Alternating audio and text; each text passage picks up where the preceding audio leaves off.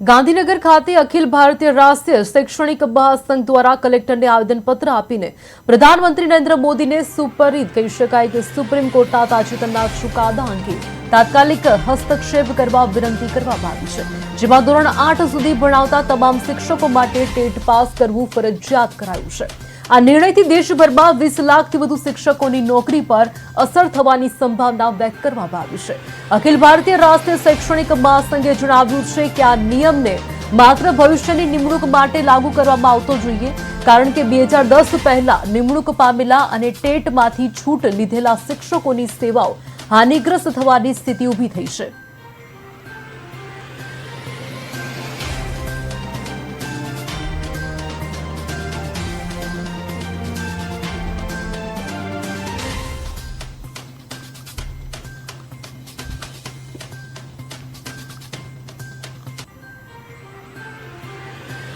આજે અખિલ ભારતીय राष्ट्रीय शैक्षिक महासंघ એટલે કે કેન્દ્ર કક્ષાએથી તમામ જગ્યાએ તમામ 650 થી વધુ જિલ્લાઓ દેશના તમામ જિલ્લાઓમાં આજે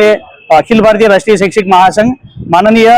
વડાપ્રધાનશ્રીને આવેદનપત્ર આપવા માટે આજે તમામ જિલ્લાઓમાં કલેક્ટરના મારફતે આજે વડાપ્રધાનશ્રીને આજે આવેદનપત્ર આપવાનું છે। 2009 આરટી જોગવાઈ પ્રમાણે અને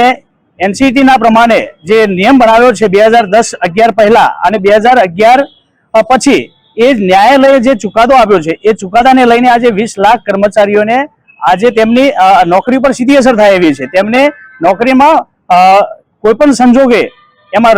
एमनी जे खाताकीय वस्तु जे छे एमां ब्रेक वागी शके तेम छे। एटला माटे आज तमाम जिल्लाओमां गुजरात राज्यना तमाम जिल्लाओमां देशना तमाम जिल्लाओमां आज माननीय यशस्वी वडाप्रधान श्री नरेन्द्रभाई मोदी साहेब श्री ने हस्तक्षेप करवा माटे आज दरेक जग्याए कलेक्टर माननीय कलेक्टर साहेब श्री ने आवेदनपत्र आपवामां आवी रह्युं छे। आज